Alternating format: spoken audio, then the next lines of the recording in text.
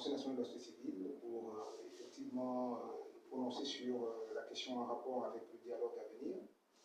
Donc, nous allons tout de suite vous laisser avec notre collègue qui va faire lecture effectivement de la mise au point et des éléments qui ont sous-tendu un peu notre réflexion pendant cette semaine.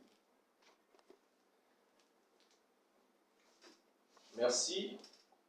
Bonjour encore à toutes et à tous. Déclaration du Conseil national de la société civile, CONACES, relative au dialogue national inclusif d'avril 2024 au Gabon.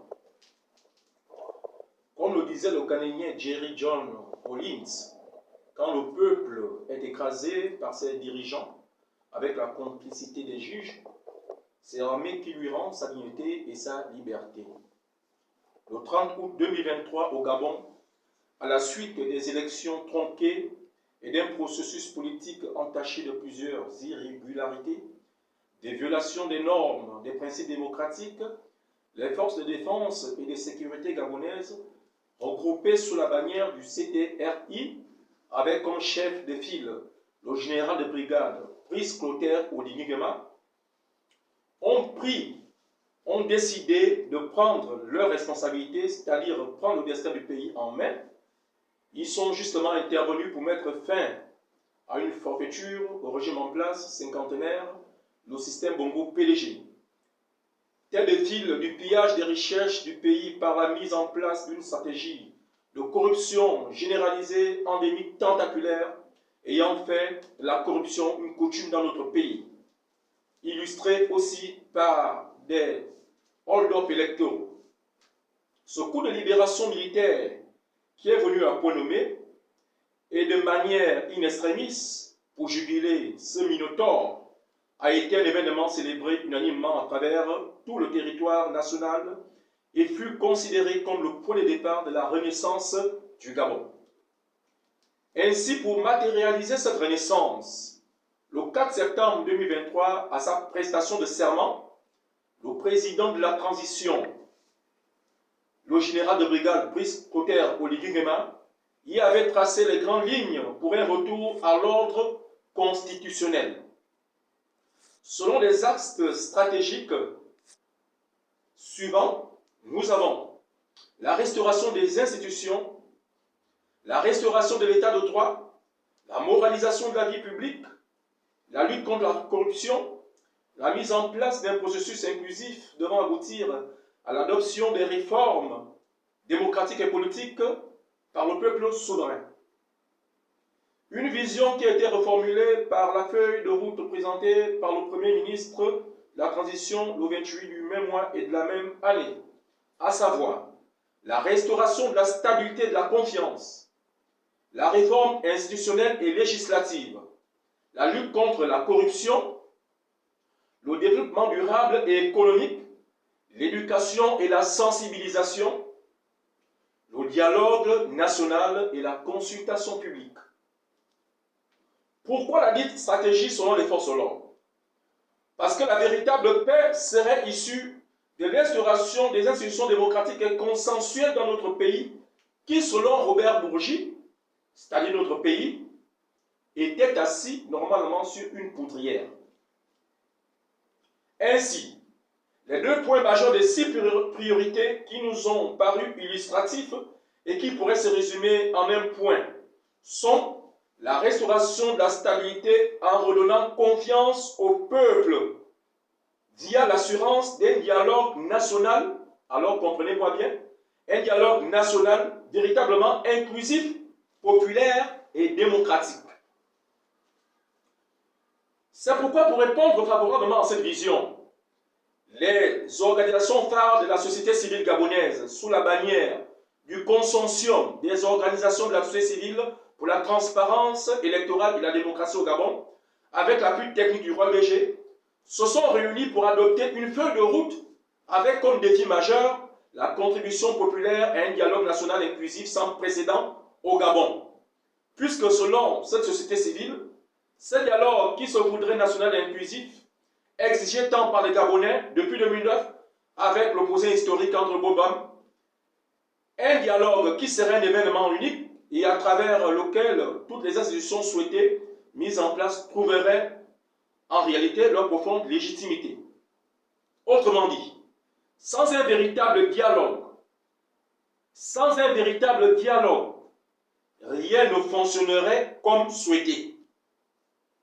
Ce défi crucial pour notre pays avait été à la base d'une prise de conscience de la société civile, à la base de laquelle sa nouvelle configuration a été mise en place, c'est-à-dire le Conseil national de la société civile CONACES que nous sommes, regroupant en son sein plus de 200 organisations non gouvernementales, des associations religieuses, syndicats et j'en cite, spécialisées en matière de droits de l'homme, de lutte contre la corruption, de bonne gouvernance, d'environnement, de démocratie, etc. Un conseil national de la société civile composé de leaders charismatiques qui ont marqué l'histoire de notre pays et ont été l'interface entre l'État et le système des Nations Unies, par exemple en relation étroite avec tout le corps diplomatique résident dans notre pays, aussi avec les organisations internationales, organisations monétaires comme le FMI, la Banque mondiale et l'Union africaine, l'IRI, la Maison Blanche, une société civile qui a mené le plaidoyer avec brio auprès de toutes ces instances dans des rencontres officielles pour défendre la prise de pouvoir par les forces de l'ordre et qui a joué de tout son poids et de toute son expertise en matière de médiation. Donc, qui a contribué grandement à la levée des sanctions que subissait le Gabon. Nous, Conseil national de la société civile, relevons avec satisfaction, entre autres, les efforts consentis par le CTRI depuis 7 mois sur le plan socio-économique, avec plus de 75% de réalisation.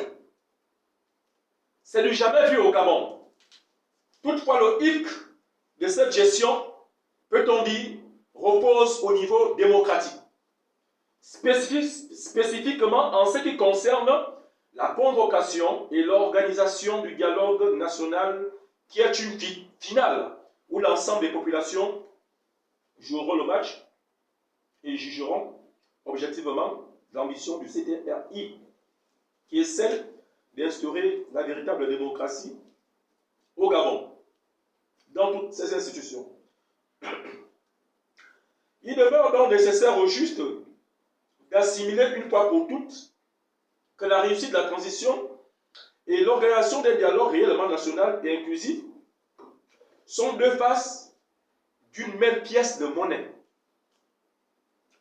La société civile constate que l'article 2 du décret portant convocation et organisation du dialogue ne procède guère à l'économie terminologique préalable de l'expression dialogue national inclusif, synonyme des assises nationales qui auraient positivement regroupé toutes les forces vives de la nation, mais qui malheureusement laissent paraître au grand désarroi des populations l'idée d'un dialogue purement militaro-politique.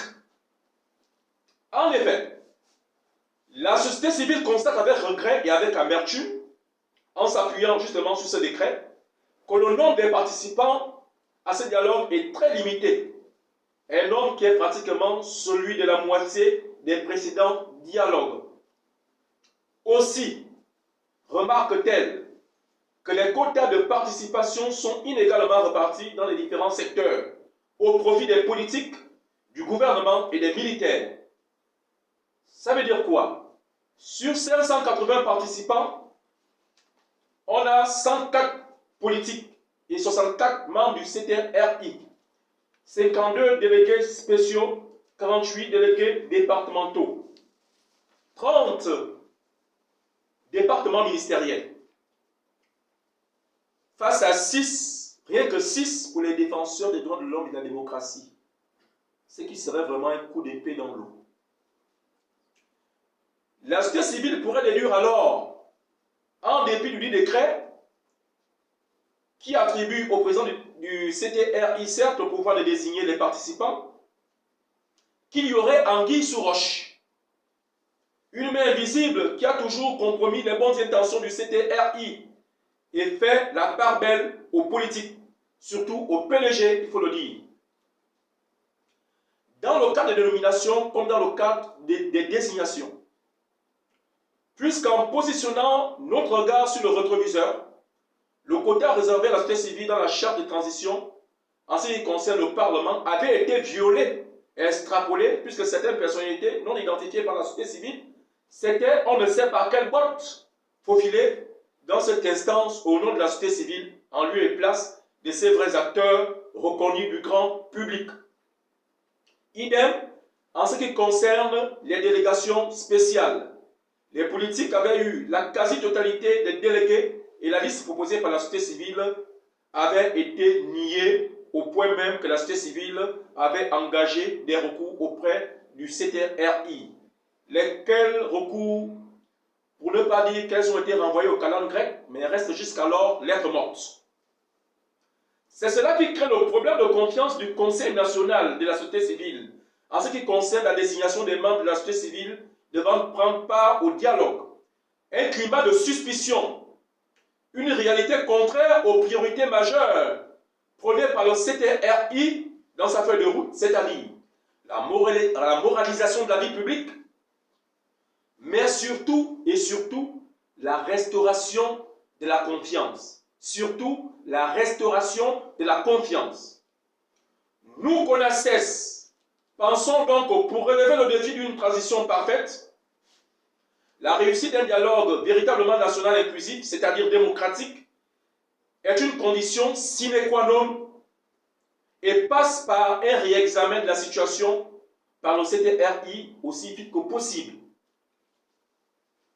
Nous y sollicitons par conséquent de la part du CTRI soit un report du dialogue pour une meilleure préparation, soit à la limite une multiplication par 3 du nombre de participants en privilégiant bien évidemment les populations, surtout représentées par les associations que nous sommes. Elle sollicite, comme elle a toujours sollicité d'ailleurs, un dialogue national inclusif souverain.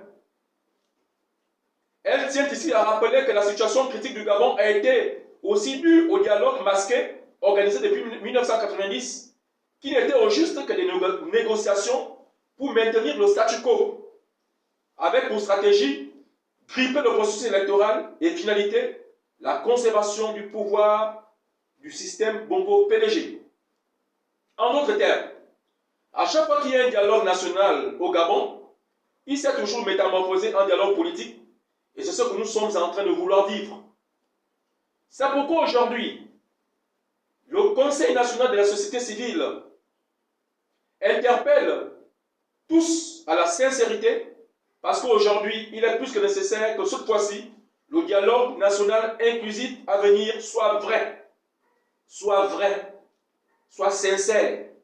Un bateau qui mènera enfin le Gabon vers une réalité nouvelle à laquelle tous nous aspirons.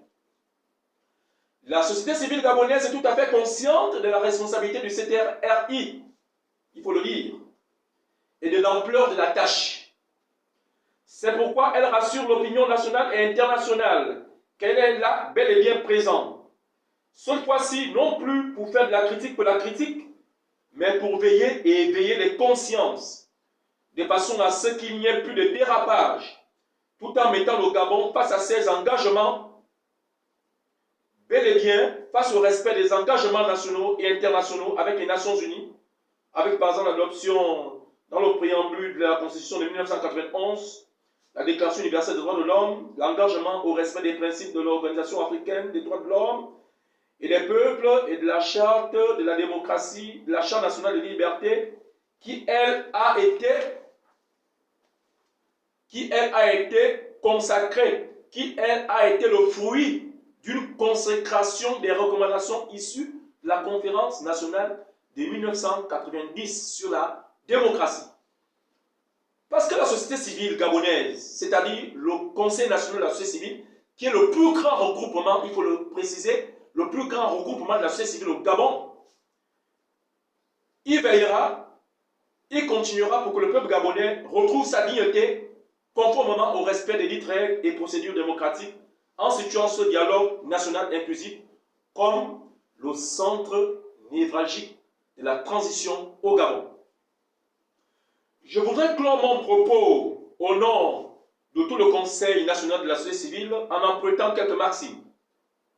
D'abord, celle d'Albert Camus, dans son ouvrage L'homme révolté, qui dit que mal commencer les choses ajoute au malheur du monde.